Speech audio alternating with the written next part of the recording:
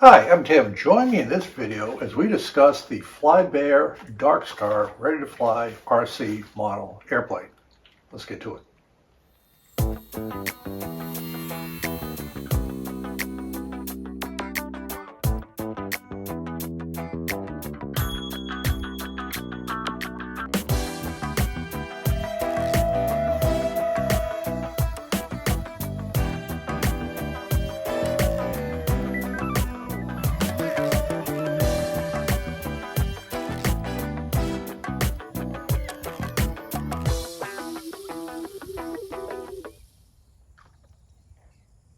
As a reminder, there are chapters in the timeline if you'd like to skip ahead to various sections of the video, as well as a description. There is a link on where you can purchase your own Darkstar.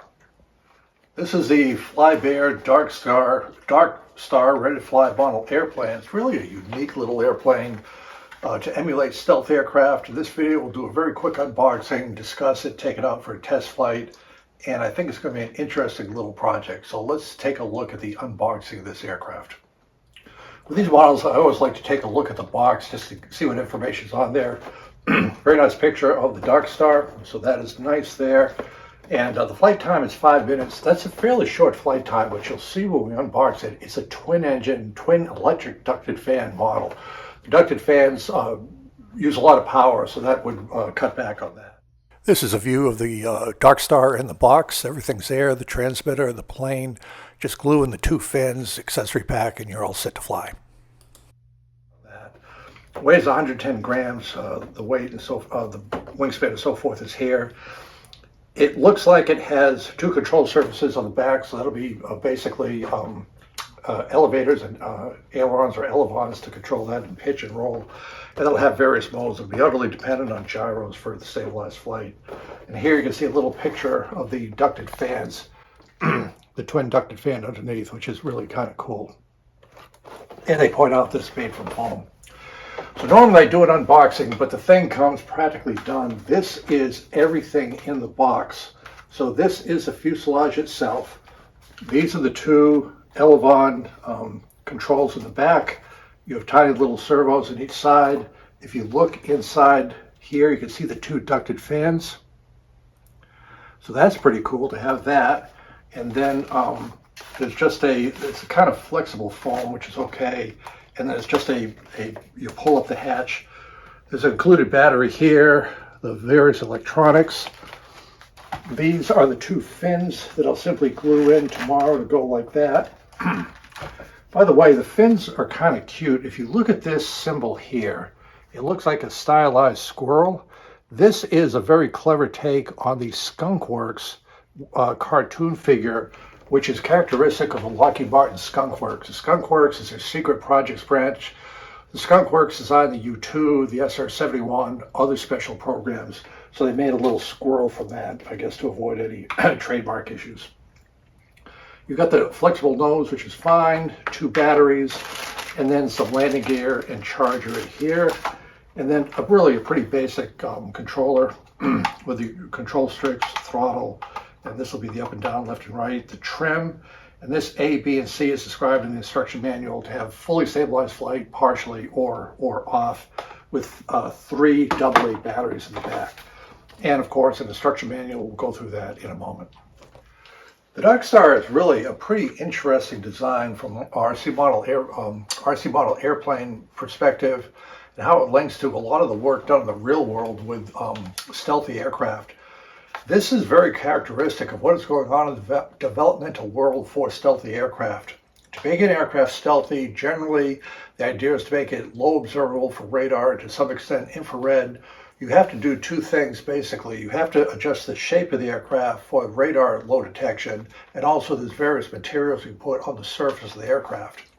But all the low observable aircraft share this general design concept where you want smooth surfaces of the aircraft. You don't want a 90-degree angle like a fuselage and a tail. You want it as smooth as possible.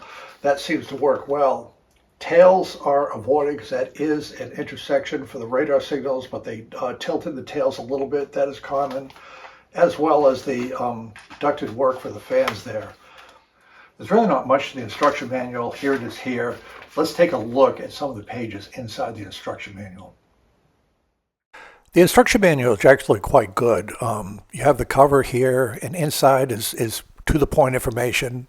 Fairly simple transmitter, all the buttons that are needed for this. A good description of the remote control functions and how to assemble the aircraft, again at 10 minutes. And also a good description of how the controls work with the elevons for the flight. To assemble the aircraft takes literally about 10 minutes. You take the two vertical fins here, you glue them in place. I use 5-minute epoxy. I think it works well with this foam material. The landing gear slots into these little plastic holders here. I put in, again, some 5-minute epoxy to hold it in place. That's all you have to do and the plane is ready to fly. It has, in my view, an awful lot of area for lift. Both the wing and this fuselage with the chines on the side are going to provide lift. So I think it's going to fly fairly well because it's a very light weight for the airframe. In addition, it is unusual in a model this small. There are twin ducted fans. If you look inside here, you can see the ducted fans, and I'll take this and move it around to the back a little bit. And so there are ducted fans in there. And so that is a kind of unique feature. The only downside of the ducted fans, they look great. It's a great idea, but they use a ton of electricity. And so that ties into the double cell batteries that are supplied. Now my model came with 3 of these batteries. The double cells are needed to provide the power for the electric ducted fans to do sufficient thrust, but it's going to use it up fairly quick with this size of battery. One other thing I want to point out is that they do supply a charger for these batteries. In my view, if you have a 2-cell battery, there are 2 things. There is the plug that you plug it into the plane for the power. This is what they call a balancer that balances the charge between the 2 cells of LiPo. I think you're better using a conventional normal LiPo charger for that to make sure the cells are balanced. I use my regular charger, and it's just an idea to this one. It's going to take a while to charge this sort of thing. And remember, you can always check the charge with the balancer by merely taking this and plugging it in to make sure the battery is charged due to the balancer. The transmitter is very basic. You just have the throttle here and then the up and down, left and right. It doesn't have any rudders, and rather these are elevons that'll go either up and down for elevation and opposite for aileron. They're a combination of elevators and ailerons. Also, to make something this unique fly, the gyros are absolutely part of the design. When we power it up, you'll see how the gyros work to maintain the level flight with the controls in the back. The designers have gotten the gyros very good these days. They do a good job, but you're utterly dependent on them working with initial test flights. So we'll see how that works on the test flights. And there is also the 3-position switch, A, B, and C. The instruction manual does a good job, A being the kind of the beginner version, and C is expert, just more control from the gyros.